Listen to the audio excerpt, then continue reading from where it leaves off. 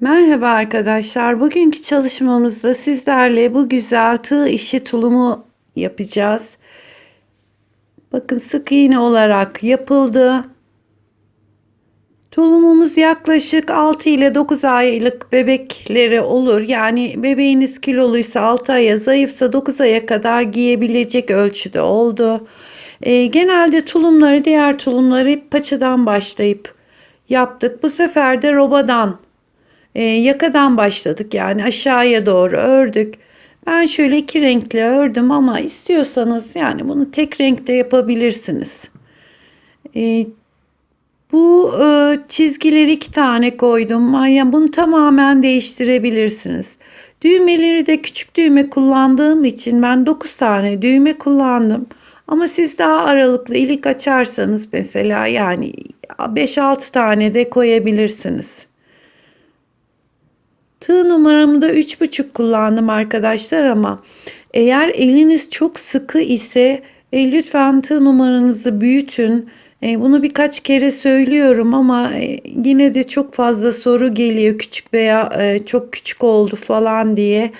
Eğer eliniz böyle yumuşak olacak arkadaşlar, bu bebek giyeceği için yumuşak olacak şekilde tığ numaranızı ayarlayabilirsiniz. Bakın şuraya da şöyle küçük bir amlem yaptım. Bu arada yorumlarınızı bekliyorum arkadaşlar. Beğenilerinizi de bekliyorum. Lütfen abone olmayı da unutmayın. Şimdi çok fazla da vaktinizi almadan hemen tulumun yapımına geçelim.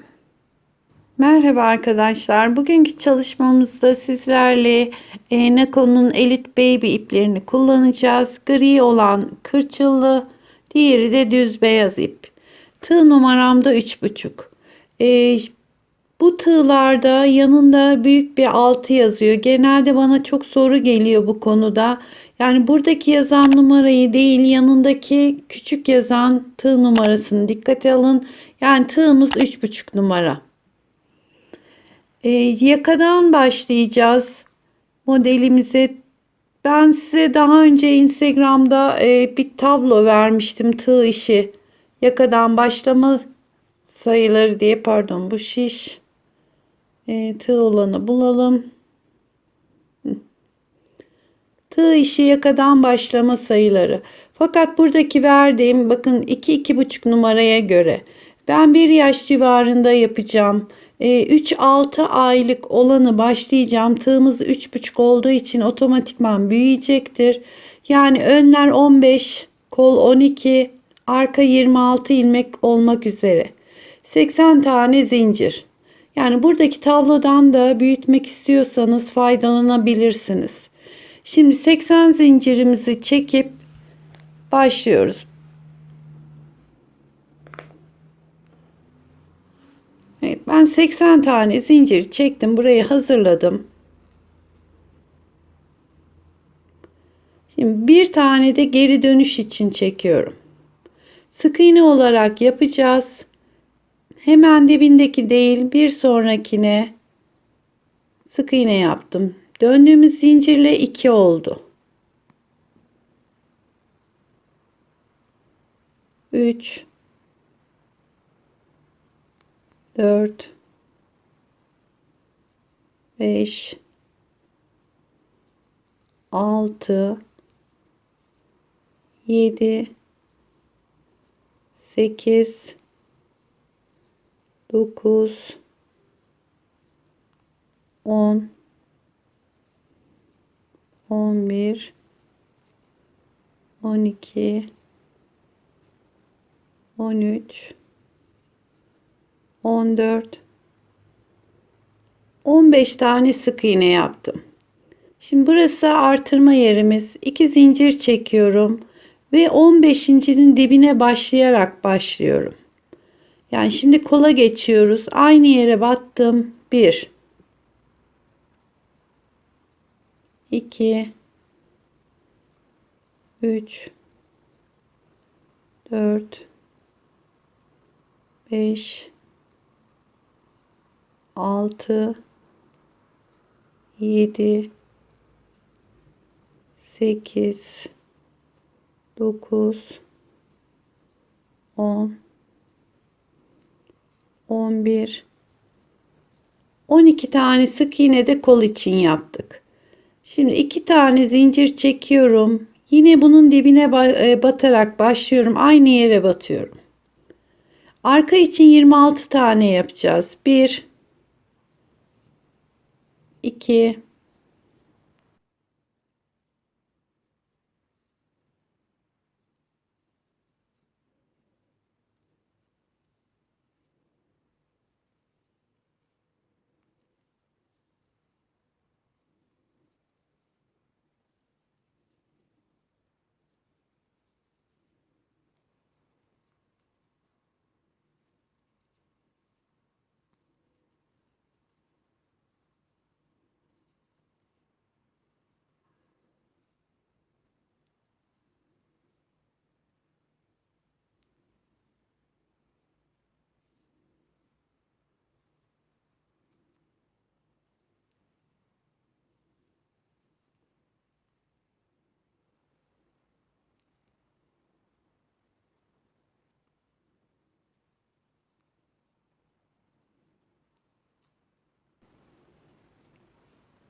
26 tane de arka için sık iğnemi yaptım. Şimdi yine 2 zincir tekrar kola geldik. Aynı noktaya batıyorum. Burası artırma yerlerimiz olacak. Bir tane yaptım. 12 tane kol için.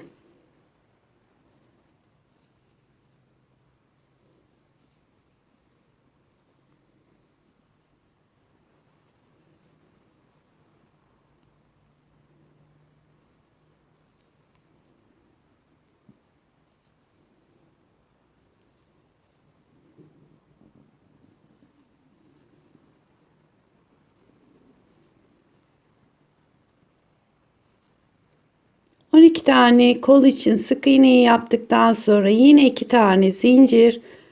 12.'nin tam dibine batıyorum. Şimdi ön sık iğnelerine başlıyoruz. 1, 15 tane olacak.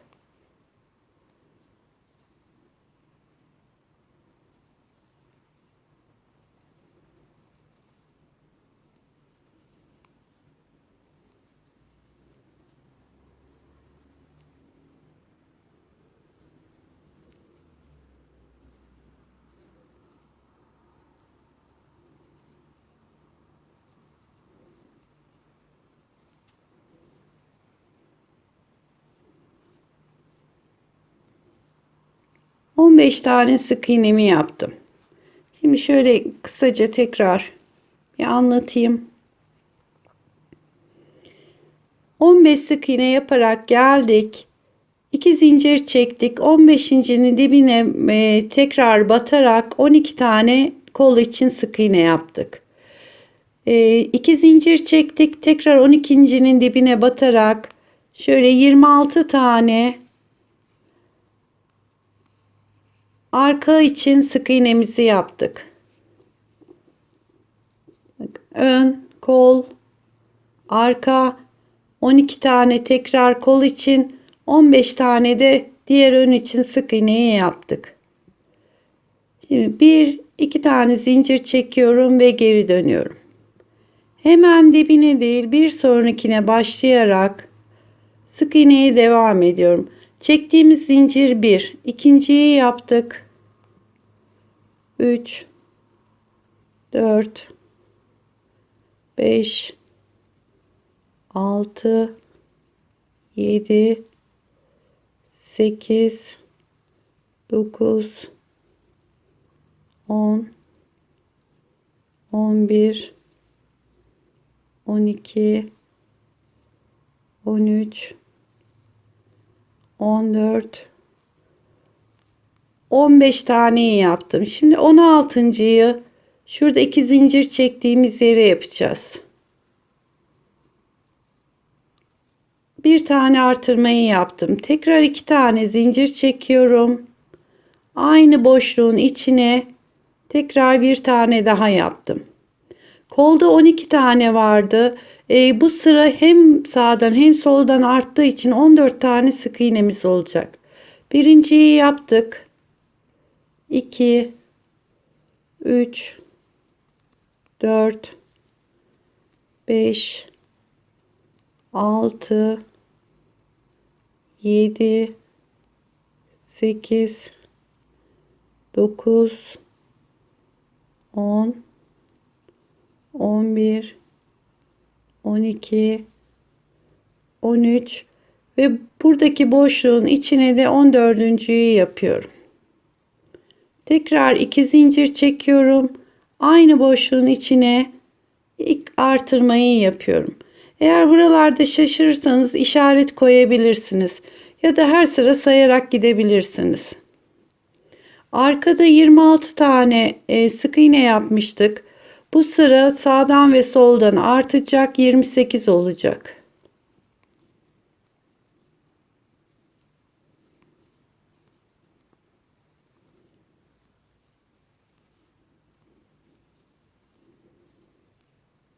Burada artırma yerine kadar devam ediyorum.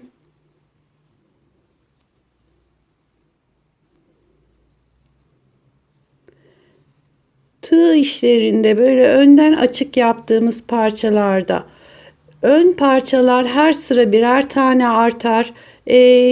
Kol ve arka parçamızda sağdan ve soldan artırdığımız için ikişer ilmek artar. Yani arkamız 28, 26 ilmekti. Bu sıra 28. Bir dahakine 30, 32, 34 bu şekilde gidecektir. Kollar da aynı şekilde. Şimdi boşluğa bir tane yaptım.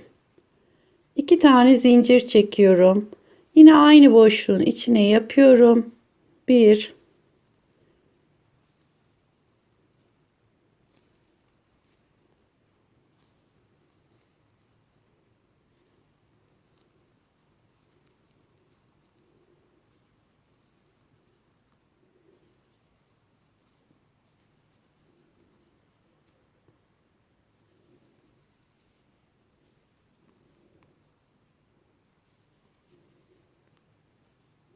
şimdi boşluğun içine tekrar bir tane yapıyorum. 14.'yü tamamladım.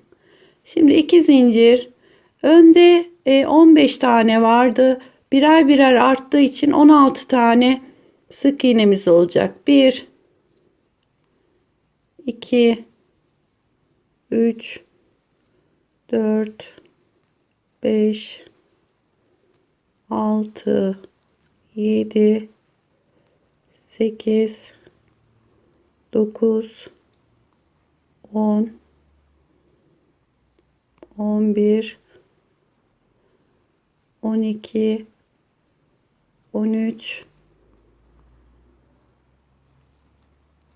14, 15 ve kenardaki zinciri mutlaka içine yapın. Kenarlarımızın düzgün çıkması için buraya şöyle çift katına ilk döndüğümüz yer olduğu için biraz zor.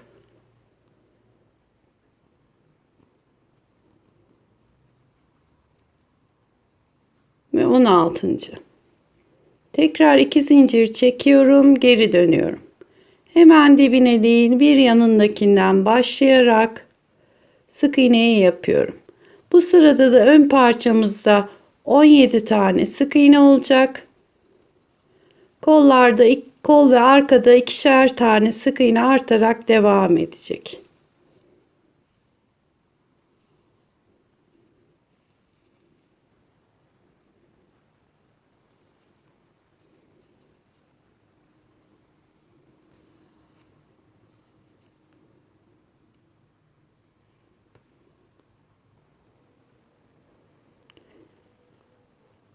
Şimdi 3. sıranın son parçasına gelirken ilik yeri açacağız arkadaşlar. 2 zincir çektim. Batıyorum. 1, 2, 3, 4, 5, 6, 7, 8, 9, 10, 11, 12, 13 tane yaptım. Sonda 2 tane 13, 14, 15, 16, 17. Evet, 2 taneyi bırakıyoruz bu arada ilik yeri için. Bir, iki tane zincir çekiyorum. 13 tane yaptık. 14, 15, 16 ve kenara yapıyorum. 17. Bakın burada ilk yerimizi açmış olduk. Tekrar 2 zincir çekiyorum, geri dönüyorum. Bu sıra 18 tane sık iğnemiz olacak. Hemen dibine değil, çektiğimiz zincir 1, 2, 2 tane zincir çektiğimiz yere bu sıra 2 tane sık iğne yapıp devam ediyoruz.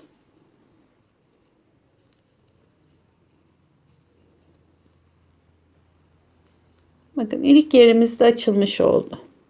Yani sonda 2 tane sık iğne kaldığı zaman iki zincir çekip 2 tane de alttan sık iğne atlayıp ilk yerimizi açmış olacağız. Şu anda 1, 2, 3, 4. sıradayız. 15, 16, 17, 18 tane önde sık iğne. Kolda 18 sık iğne. Arkada 26 ile başlamıştık. 28, 32 tane de arkada sık iğne olmak üzere bu sırayı da böyle tamamlayacağız. Daha sonra arada şimdi bir 6-7 tane bu şekilde sık iğne yapalım. İkinci iliğimizi açalım. Dediğim gibi arkadaşlar önler birer tane artıyor. Kol 2 sık iğne ve arkada 2 sık iğne olmak üzere artışlar devam edecek. Her boşluğun şurada çektiğimiz 2 zincirin arasına bir tane yapıyoruz.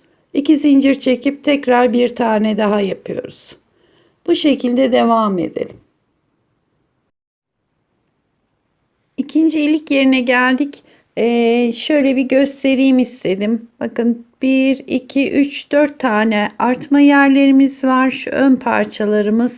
Şimdi 11. sıradayım. Bakın şöyle göstereyim. İlk ilik yerimizden sonra 1, 2, 3, 4, 5, 6, 7 sıra ördüm. Şimdi tekrar ikinci iliği açacağım. 1, 2, 3, 4, 5, 6, 7, 8, 9, 10, 11. 11. sırada ikinci iliğimi açıyorum arkadaşlar. 2 tane zincir çektim. 1, 2, pardon bir tane daha sık iğne yapacağız. 1, 2 zincir çektim.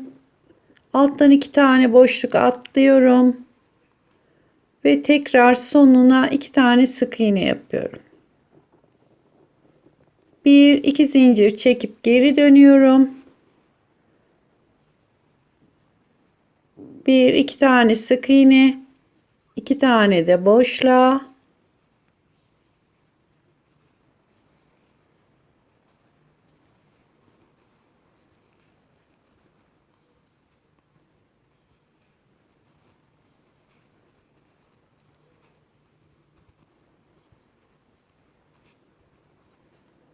İkinci ilik yerimizde açmış olduk. Şimdi 12. sıradayız. Bu sırada önlerimiz 25. Kollarımız bir sayayım arkadaşlar. Kollarımız da 12 idi. 12, 14, 16, 18, 20, 22, 24, 26, 28, 30, 32 oldu.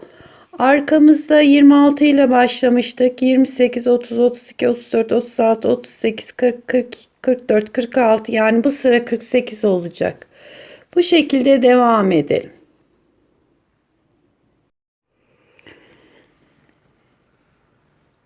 Şimdi 18. sırayı tamamlamak üzereyim. Şöyle bir görüntü olarak görmenizi istedim. Şu şekilde.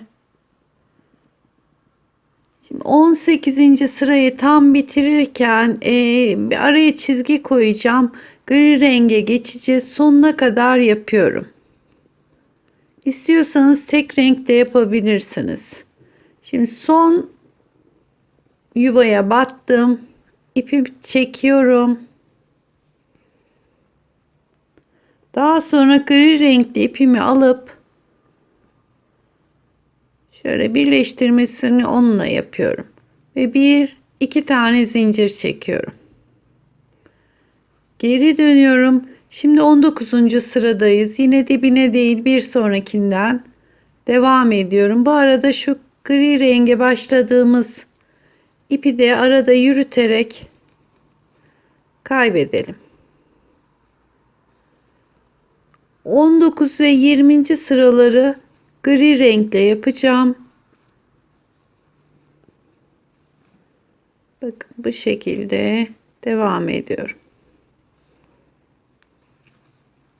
Burası aynı zamanda sıranın sonunu da göstereyim.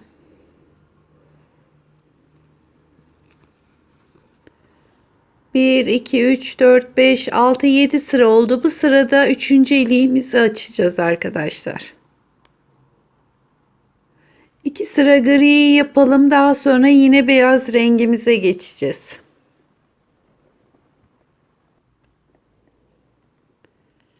Gri rengimizde bir sıra gittim ve tekrar geri geldim. Yani artırmalar devam ediyor arkadaşlar. Yani sadece renk değiştirdim. Şimdi sıranın sonuna geldim. Şunu yapalım. Şimdi son yuvaya batarken gri ile çektim. Onu bırakıyorum. Tekrar buradaki beyaz rengimizi alıp beyaz rengimize birleştirme yaptım ve 2 zincir çektim. Şimdi tekrar geri dönüyorum. Beyaz rengimizle devam edeceğiz. Şimdi 21 ve 22. sırayı da beyaz rengimizle yapalım. Daha sonra yine gri rengimize geçeceğiz.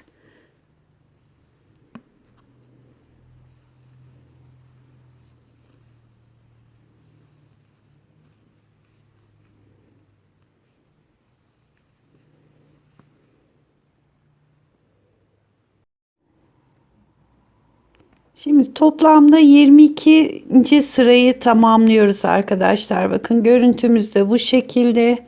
Şimdi burada yine gri ipe geçeceğiz. Artık artırmalarımız bitti. 23. sırada artık artırma yapmadan devam edeceğiz.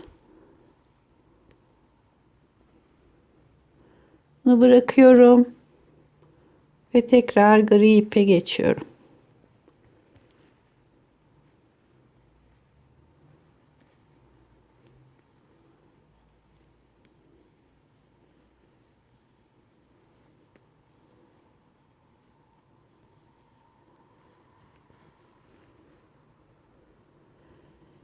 Şimdi ön kısımdan başladık griye. Şuradaki artırmaya kadar geleceğiz fakat artırma yapmayacağız. Şu kısımda diğer arka ve kol ayrımına kadar devam edeceğiz. Yani sayılarımız aynı olacak. Şimdi buraya bir tamamlayalım. Önümüzde 36 tane sık iğne var. 36 sık iğne ve kolumuzda da 54 tane sık iğne var. Onları tamamlayalım. Kol ayrımını yapalım.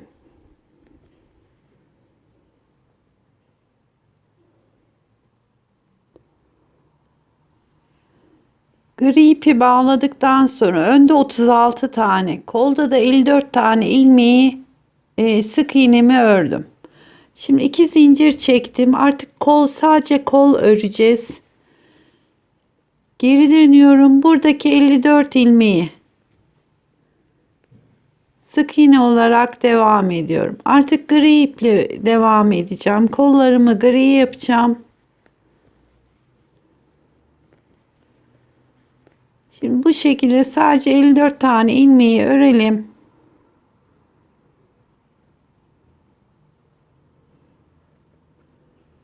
Şu kısma kadar 54 tane ilmek olacak.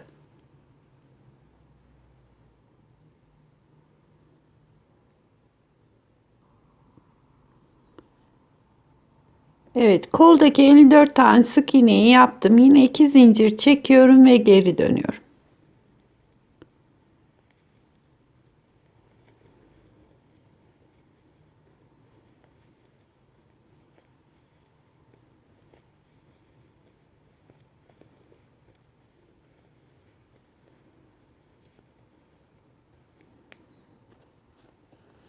Şimdi sadece bu kol yerini örüyoruz arkadaşlar. Burada ben bir tekrar yapmak istiyorum. Şöyle şablonda. Önlerimize 15 ilmek, kolumuza 12, arkaya 26 ilmek, diğer kol 12 ve diğer önde 15 ilmek sık iğne olarak başladık. Şu anda 21 tane artış yaptık. Sayılarımız 36, 54, 68, kol 54, diğer önümüzde 36 olarak tamamlandı. Şimdi sadece şu 54 ilmeği örüyoruz. Daha sonra da diğer kolu öreceğiz.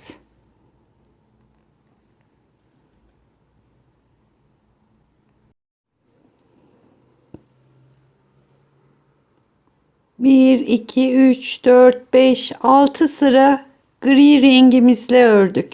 Şimdi 54 ilmeğimiz var. Böyle her 6 sırada bir, yani 6 sıra ördükten sonra 7. sırada azaltmalar yapacağız. 2 zincir çektim. İlk sık iğnemi yaptım. 1-2 tane var. Şimdi 3 ve 4.'yü birlikte şöyle söyleyeyim. Üçüncüden aldım. Çekmiyorum. Dördüncüden aldım.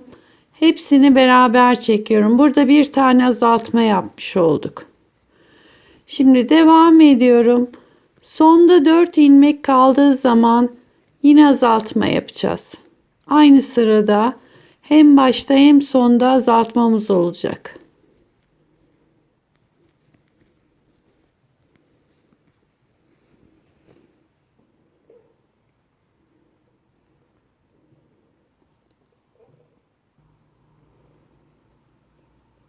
Şimdi sıranın sonuna geliyoruz. 1, 2, 3, 4 tane sık iğnemiz var. Bir tane aldım. Yanındakini de alıyorum. Bu üçünü birlikte çektim. Ve sondaki 2 ilmeği örüyorum. 54 ilmeğimiz vardı. Şu anda 52 ilmeğimiz kaldı. Şimdi tersini gidelim. Ön yüze geldiğimiz zaman tekrar bir 6 sıra daha öreceğiz. Yine azaltmalar yapacağız. Bu kol genişliği, kol boyu olana kadar böyle 6-7 sırada bir azaltarak kolun darlığını sağlayacağız arkadaşlar. Böyle devam edelim.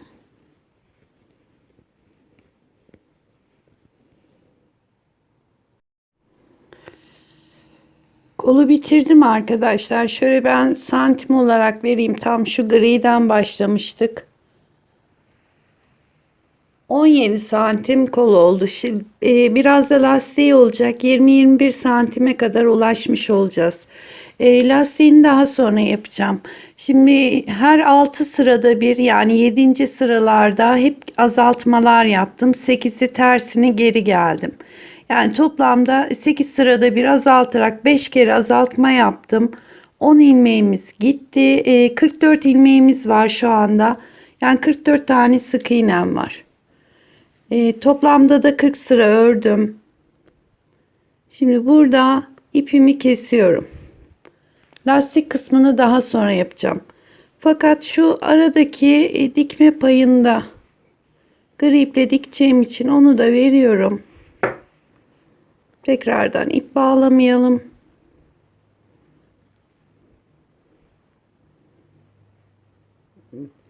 Kol dikişini yaptıktan sonra lastiğini yapacağım.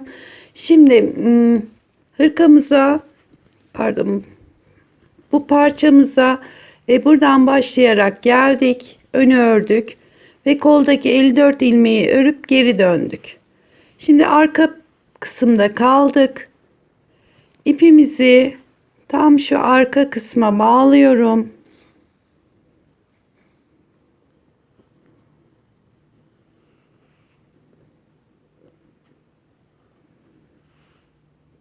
Buradan devam edeceğiz.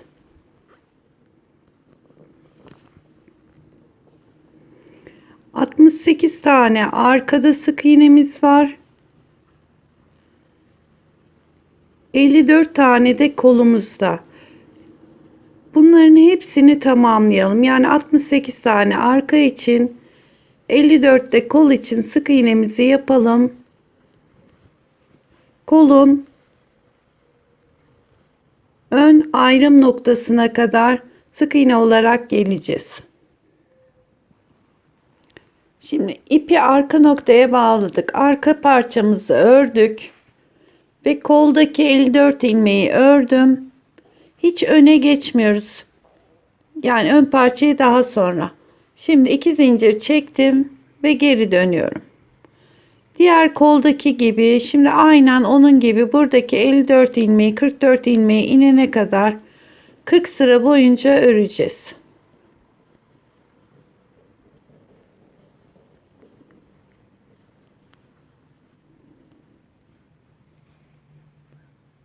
Sadece buradaki 54 ilmeği öreceğiz arkadaşlar. Kol yerini yani.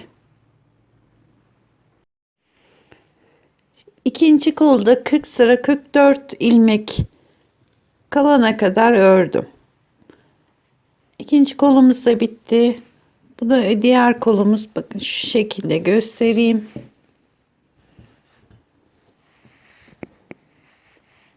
Şöyle karşılıklı yerde kollarımız var. Şimdi diğer önden başladık. Kolu ördük. Arkayı ördük. Bu kolu ördük. Ve şurada ön parçamız kaldı. Şimdi ipimi oraya bağlıyorum.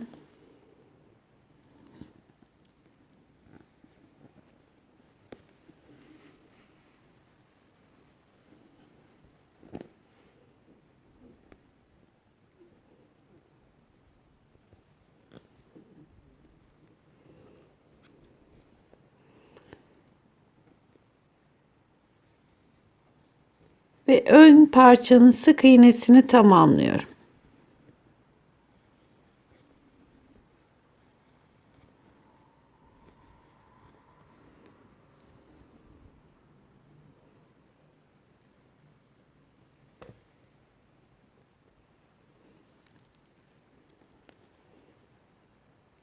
Bu da öndeki 36. sık iğnemiz.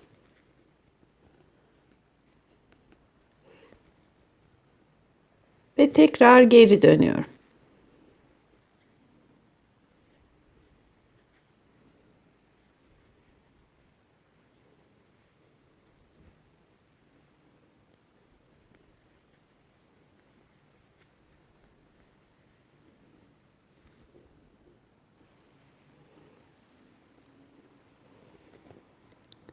Şimdi şu öne başladığımız noktaya geldik arkadaşlar. 36 tane sık iğneyi yaptım. Şimdi şu kol yerini ayırıyoruz. Bakın burası kol. Buradan direkt arkadaki parçaya geçiyoruz. Şöyle sık iğneyle.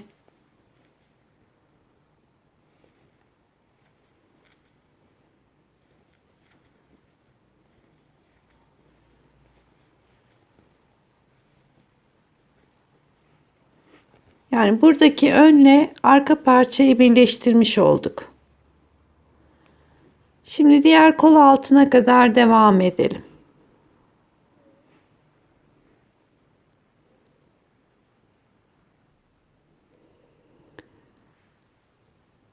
Arkadaki 68 tane sık iğneyi yaptım. Şimdi diğer öne geçiyoruz. Burada da bedenin birleştirmesini yapacağız.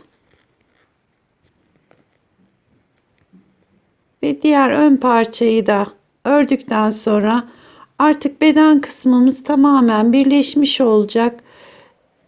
Bundan sonra böyle artırma eksiltme yapmadan sık iğne olarak devam edeceğiz.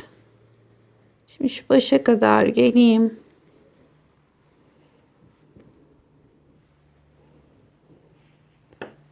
Evet arkadaşlar, bakın şu beden kısımlarımız birleşmiş oldu. Artık bu baştan diğer başa kadar sadece bedeni öreceğiz. Şunlar da kollarımız. Şöyle ekrana sığıyor mu? Şu ön parçamız. Şimdi beyaz rengimize geçeceğiz. Yine 8 sırada bir iliklerimizi açarak Şuradaki ilik yerlerimizi açarak devam edeceğiz. Şimdi şurada gri ipimizle bitirelim.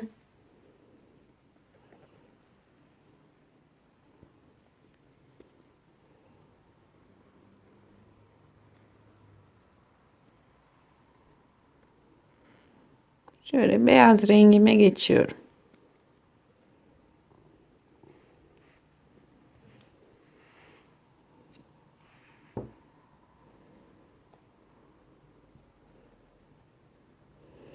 Bundan sonra artık ben 2 tane çizgi koydum ama isterseniz siz birkaç tane daha koyabilirsiniz. Şimdi gri rengi ipimizi de şöyle içinde yürüterek saklayalım.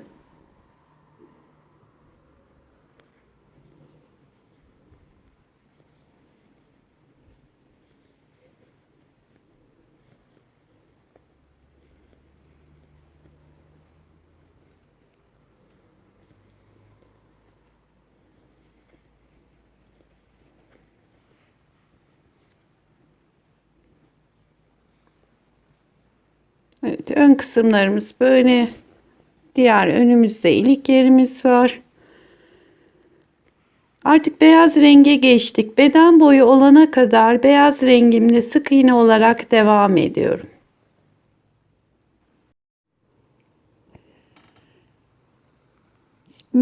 Koltuk altından sonra ben yaklaşık bir 56 sıra kadar ördüm.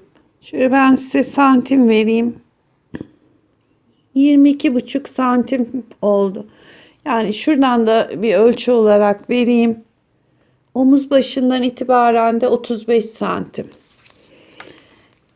Şimdi o 36 ilmek önlerde, 68'de arkada ilmeğimiz vardı. Toplamda 140 tane sık iğnemiz var. Şimdi tam 70 tane şuradan gelirken sık iğneyi ördüm. Bakın burası tam orta noktamız.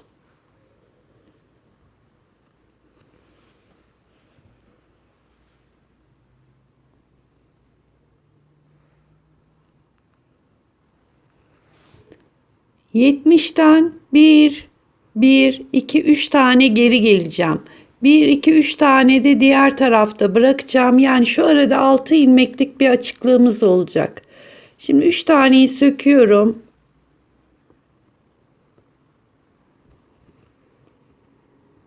Diğer tarafta 67 tane sık iğne oldu. Şimdi buradan geri dönüyorum.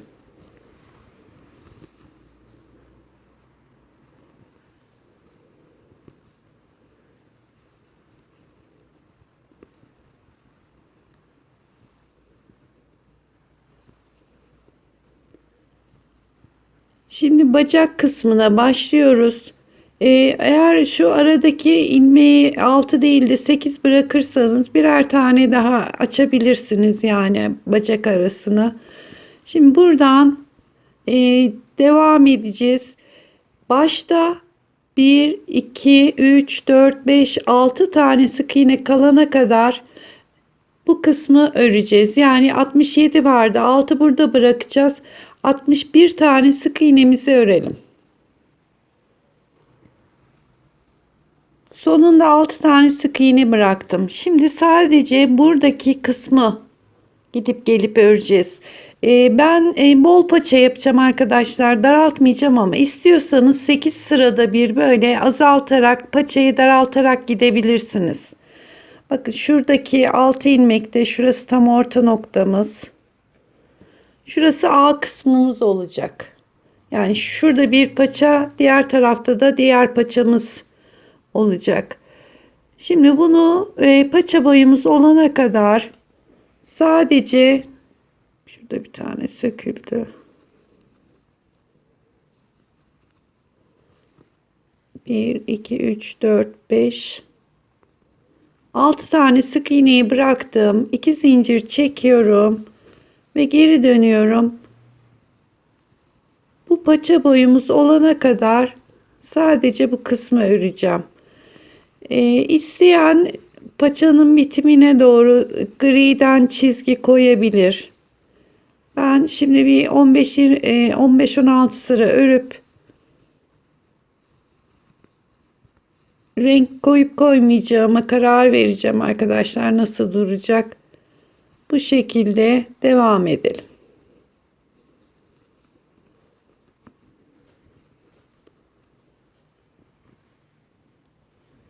Yani şu paçamızın genişliği şu.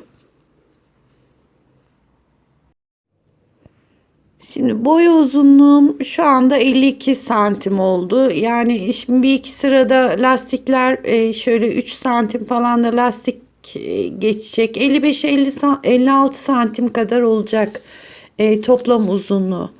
Paçada da 40 sıra beyazla ördüm. 2 sıra gri, 2 sıra beyaz, 2 sıra gri ördüm. Şimdi beyaz e, ipimizle, hatta gri ile işimiz bitti arkadaşlar. Şunu bir keseyim.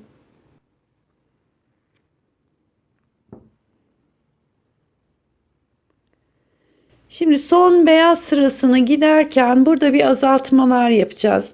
Yani sayıyı hemen hemen 34, 30, 32, 34 ilmek olacak şekilde azaltma yapacağız. Şimdi ilk sık iğnemi yaptım. Yanındakini ve diğer yanındakini alıyorum, birlikte çekiyorum. Yani bütün ilmekleri çift çift alarak sayımızı hemen hemen yarıya indirmiş olacağız.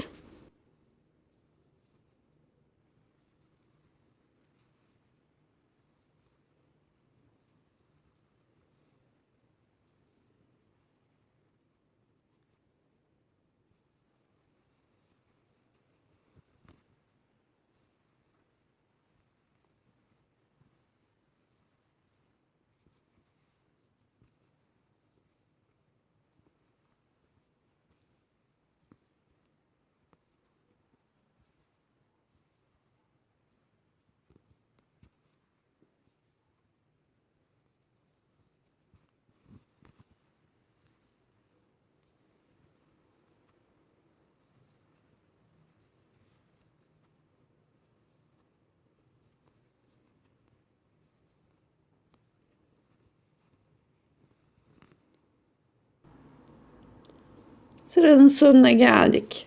Bir zincir çekiyorum ve dönüyorum.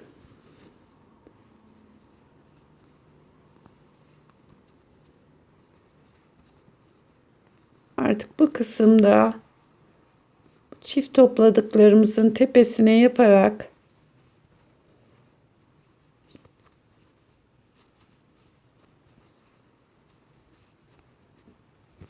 şu şekilde devam ediyorum. Şimdi bir iki sıra, yani bir gidelim tekrar gelelim, yeterlidir. Daha sonra lastik kısmını, bu paçanın yan taraflarını diktikten sonra ben döne döne yapacağım. Ama isteyen yani gri iple lastiğini yapabilir.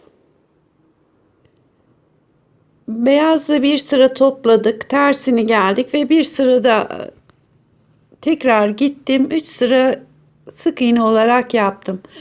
Burada toplamda 30 tane sık iğnem kaldı. Artık bu ipimi kesiyorum.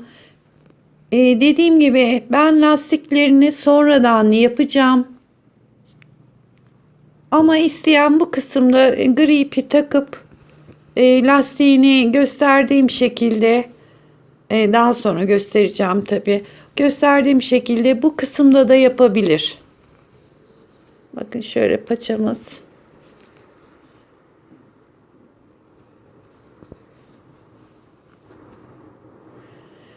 Şimdi bu paça bittikten sonra ikinci paçaya geçiyorum.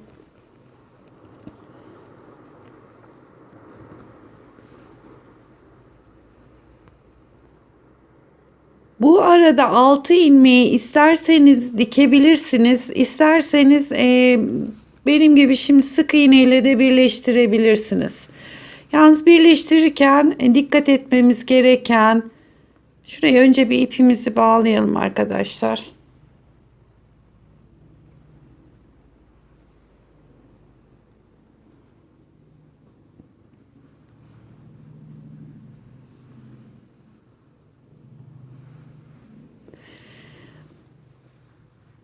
Buradaki 6 ilmek yani iliksiz taraf içeri bırakıyorum.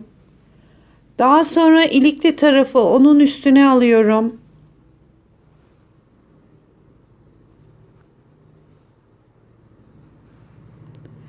Ve burayı dediğim gibi isterseniz bu arayı açık bırakıp daha sonra da dikebilirsiniz. Böyle sık iğne şeklinde eklemesini yapıyorum.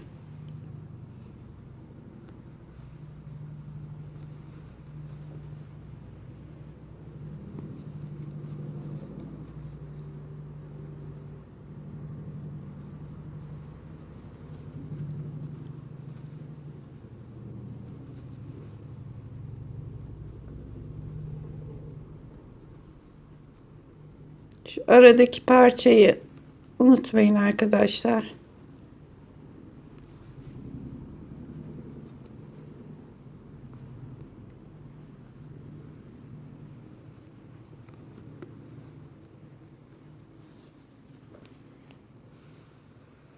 Bakın bu arayı da eklemiş olduk. Şimdi artık diğer paçamızda devam edebiliriz.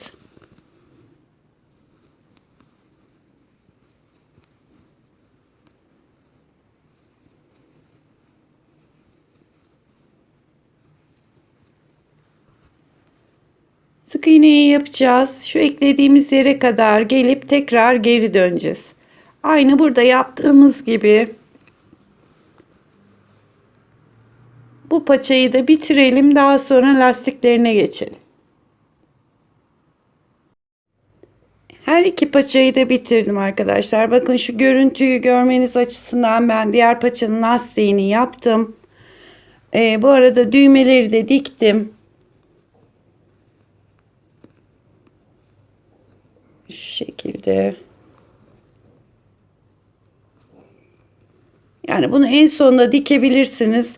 Ama ben hani şimdi bir görüntüyü görmeniz açısından diktim. Diğer kolunda birini yaptım, birini beraber yapacağız.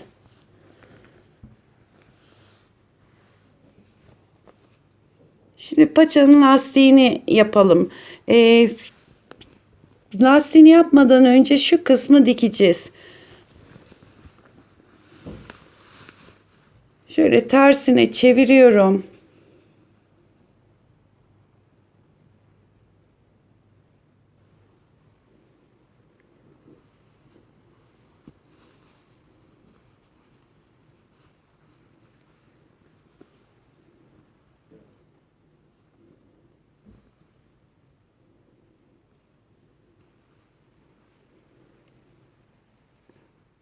Şuradaki kalan ipimi diğer ipi bağladım. Yani bunu aslında bitirmeden önce dikebilirsiniz. Yani ipinizi koparmadan önce paçaları dikebilirsiniz. Şimdi şu karşılıklı olarak şuraya giriyorum.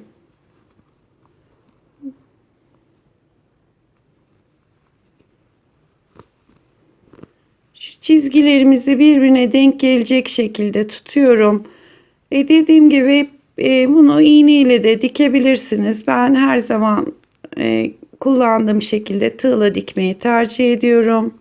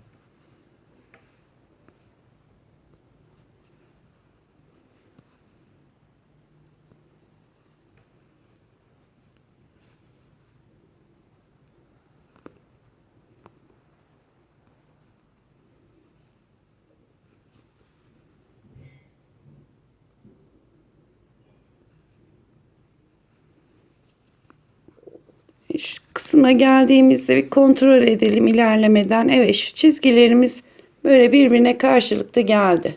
Şimdi devam edelim. Şu alt kısma kadar şurayı dikelim.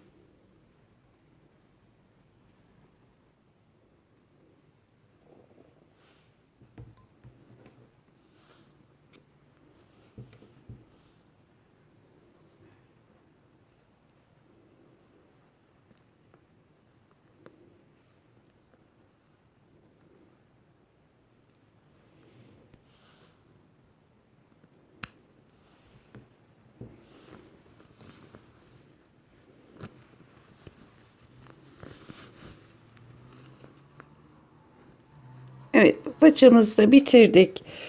Şimdi kolumuz var arkadaşlar. Kolda zaten ip bırakmıştık. Aynı şekilde bu kolumuzu da dikmesini bitirelim. Daha sonra lastik kısımlarını yapalım.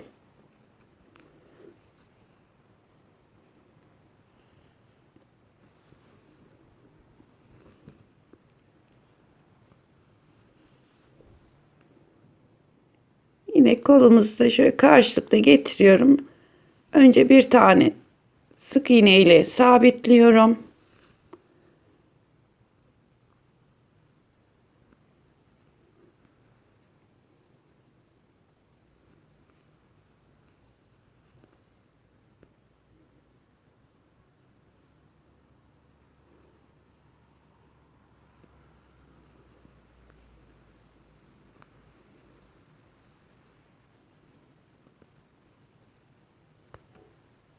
Bu kolu da bu şekilde dikelim, bitirelim. Lastiklerini yapalım.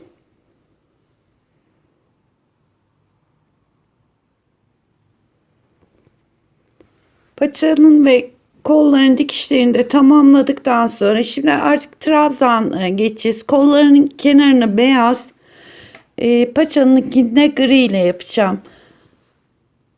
Şimdi şuradan hemen ipimi bağlıyorum.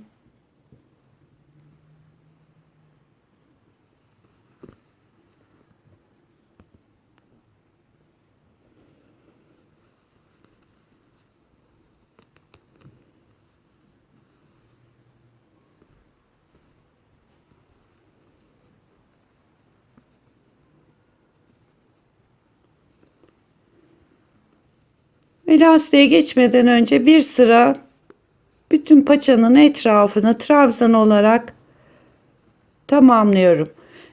Bu paçamızda e, 32 tane trabzan yaptım. Yani 32 ilmek üzerine kurdum. Biraz toparlayarak yaptım ki şu paça kısmı sıkı olsun diye. Şimdi 32 tane trabzanımızı tamamlayalım.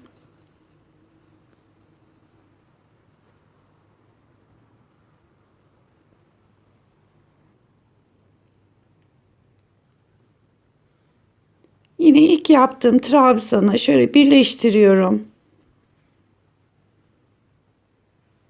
Yine aynı ilmeği önden alarak bir ters bir düz tığ işi lastiğimizi yapıyoruz.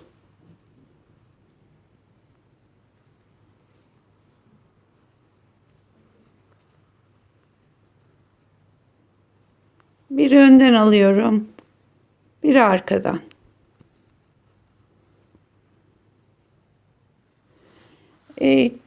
Kaç sıra yapmışım arkadaşlar, bir sayalım. 1 2 3 4 5 6 7 sıra paça için lastik yaptım.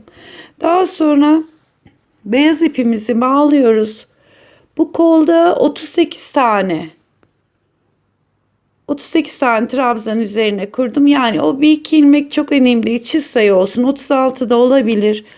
Yine 1 2 3 4 5 6 7 sırada kol için beyazla lastiğini yapıp tulumumuzun artık böyle diğer kısımlarını bitirmiş olacağız.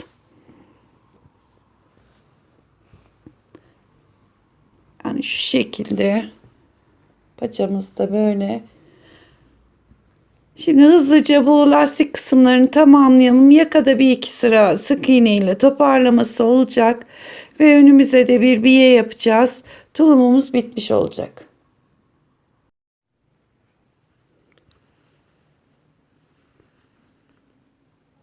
Son ilmeğimi ters aldım. Şu geçişi göstereyim arkadaşlar. Şu ilk yaptığımız arkadaki 3 zinciri değil, öndeki ilk trabzanı alıyorum. Şöyle birleştirdim. Tekrar 3 zincir çekiyorum.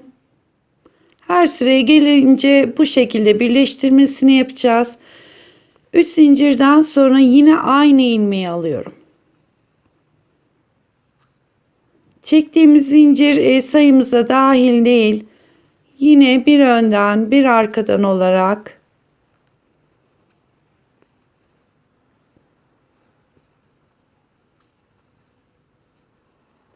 paçamızın lastiğini tamamlayacağız. Böyle bu şekilde 7 sıra olacak.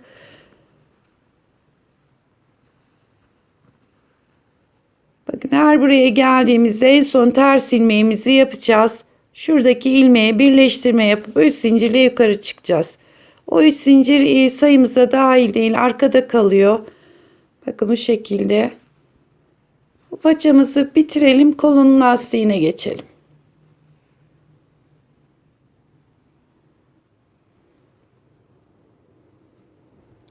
Bir, iki, üç, dört, beş, altı ve 7 sıra ördüm. Artık şöyle birleştirmesini yapıyorum. Bir tane sık iğne çekip ipimi koparıyorum.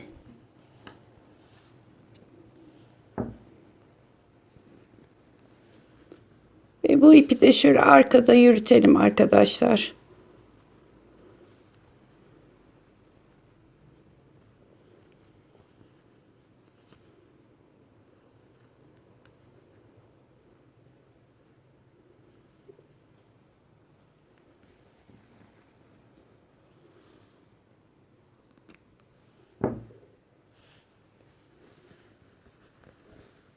Evet, paçamızın lastiği bitmiş oldu.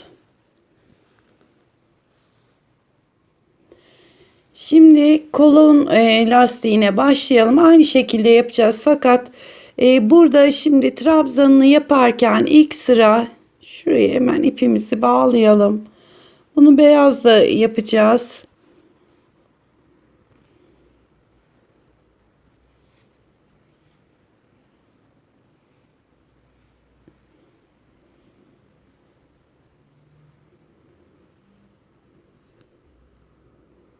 Şöyle bir tane düğüm atıyorum. İçinde yürüteceğiz ama 3 zincir çekiyorum. 1 2 3. Şimdi buradaki sayıyı arada bir azaltarak 38 ilmeğe kadar geleceğim. Yani bunu 4-5 ilmekte bir çift alarak buradaki sayımız 38 olacak şekilde ayarlayacağız. Mesela 2 4 5 tane trabzan yaptım. Yanındaki 2 taneyi şöyle birini çektim. Bir yanına daha battım. Daha sonra hepsini bir alarak burada bir tane azaltma yaptık. Yine böyle 4-5 tane de bir.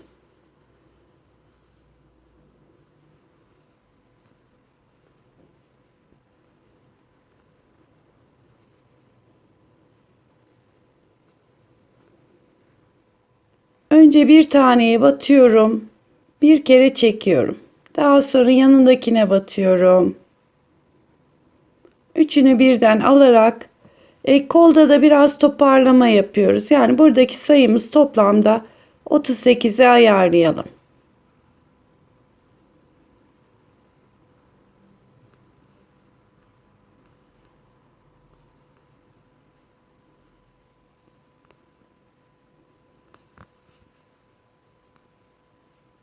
Bir kere alıyorum. Daha sonra yanındakini de bir kere alıyorum. Hepsini birlikte çekiyorum. Arada böyle yaparak sayımızı tamamlayalım. Trabzan sıramızı gitmiş olacağız. 38 tane trabzan hazırladıktan sonra yine ilkine şöyle birleştiriyorum. 1 2 3 tane zincir. Hemen yine birleştirdiğim zincirden başlayarak bir önden bir arkadan lastiğimizi kuruyoruz. Fakat burada dikkat etmeniz gereken, şimdi göstereceğim o azaltma yerine gelince.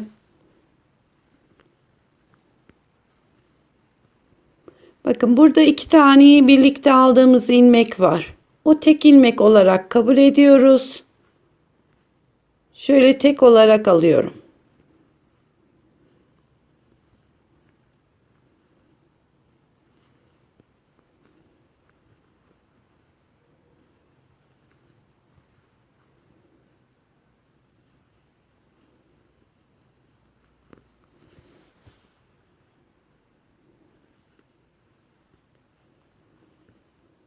Bakın şu iki taneyi birlikte aldığımız ilmek var. Onu şöyle ikisini birden alıyormuş gibi oluyor. Yani tek ilmeği indiriyoruz.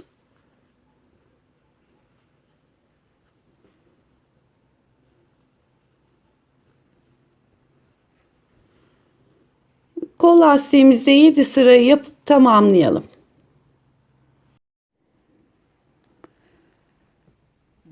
Bütün lastik kenarları, kol lastiğini bitirdik arkadaşlar. Bacaklarında lastiklerini yaptık. Bitti. Şimdi şu ön kısmına bir biye çalışmamız olacak.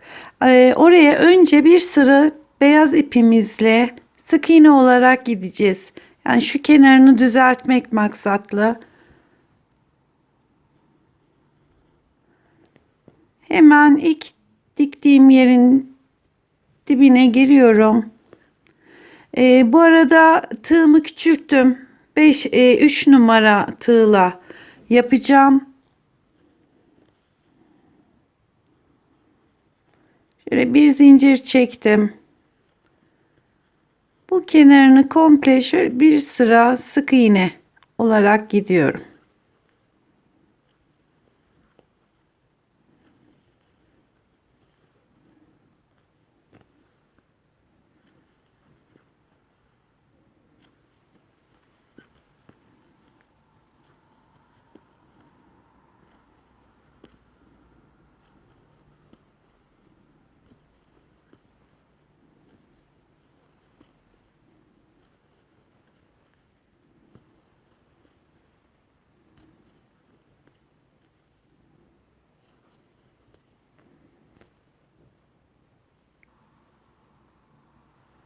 Evet, sonuna kadar şöyle, yani ne bol ne dar olacak şekilde sık iğneyi tamamladım. Şurada şu ipimizi keselim.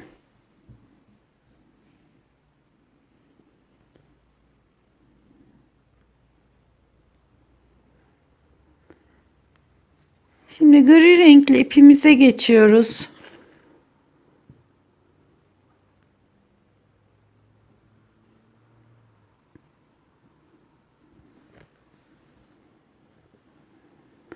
Yine aynı başladığımız yerden şöyle ipimi bir bağlıyorum.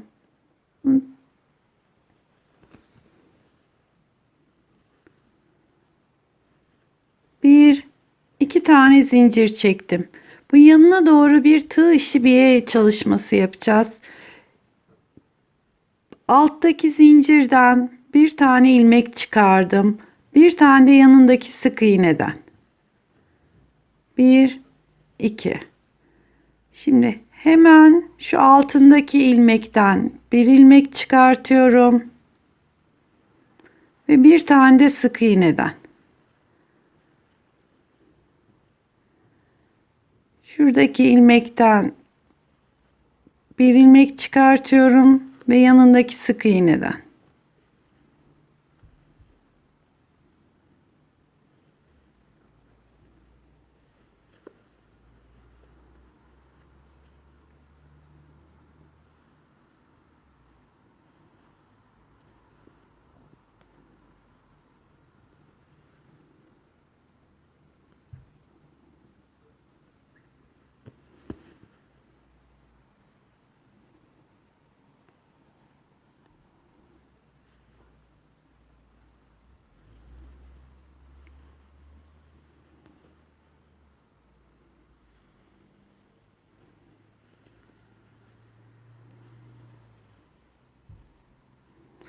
Evet, bu şekilde yaka tarafına doğru tamamen biyemizi devam ettireceğiz.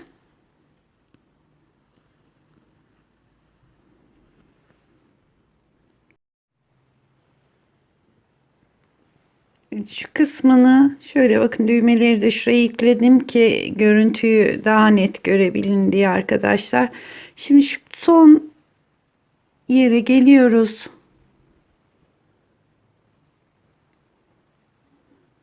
İpimin katı kaldı. Evet.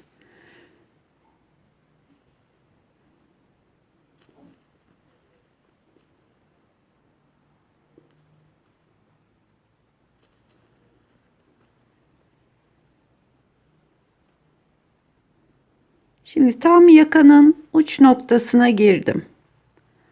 Alıyorum ve buraya bir kere daha şöyle giriyorum ve dönüyorum. Şu yakanın etrafına da yapacağız aynı şekilde. Bakın aldım.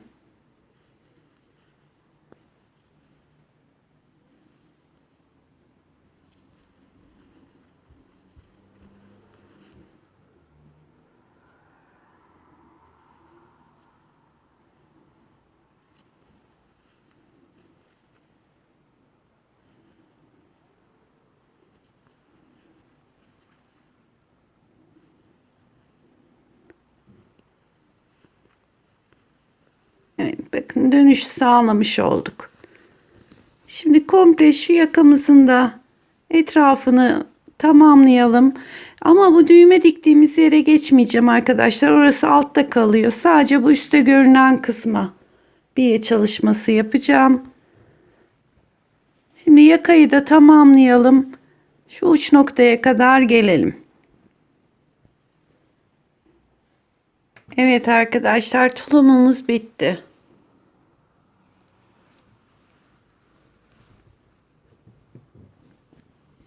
Bakın dediğim gibi yani şu iç taraftaki biyeyi yapmadım. Burada bitirdim. Yaka kenarlarımız bu şekilde. 1, 2, 3, 4, 5, 6, 7, 8, 9 tane düğmemiz var. Kollarımız. Şimdi sadece şu kısmına bir tane istediğiniz herhangi bir süs arma falan da alabilirsiniz arkadaşlar. Çok fazla çeşitli armalar satılıyor. Onlardan yapabilirsiniz. Ben buraya minik bir Nike amblemi yapacağım. Onun için de şöyle şunu çekeyim de.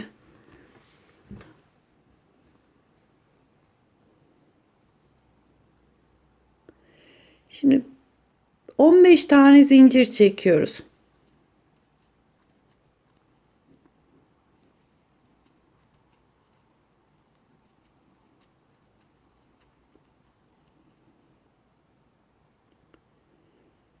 Hemen ilk zincirin içine bir tane sık iğne. Yanındakine tığımı doluyorum. Yanındaki sık iğneye batıyorum ve hepsini birden çekiyorum. Tığımı doluyorum. Yanındaki zincire ikili trabzan, ama bunu sıkı yapıyorum. Tekrar tığıma doluyorum. Yanındakine normal bir trabzan yaptım. Yani 1, 2, 3, 4 tane ilmeğimiz oldu. Şimdi doluyorum. Bir yanındaki zincirin içine 4 tane yapacağız arkadaşlar. Şuradakinin içine 1, 2, 3, aynı deliğin içine 4 tane yaptım. Şimdi ikili trabzana devam ediyoruz. 1,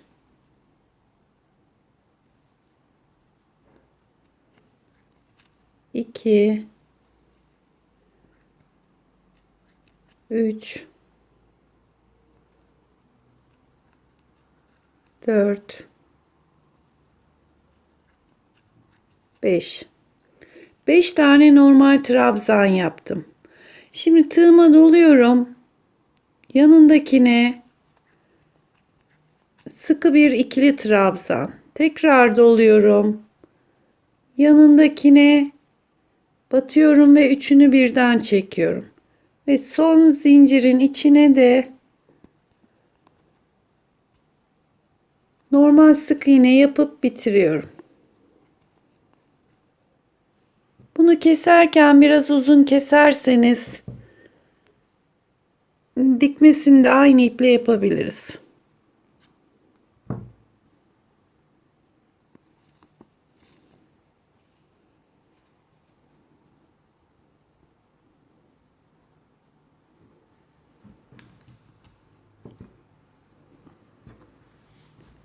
Bunu arkadaşlar şöyle isterseniz buraya dikebilirsiniz. İsterseniz daha yukarı yakaya doğru dikebilirsiniz.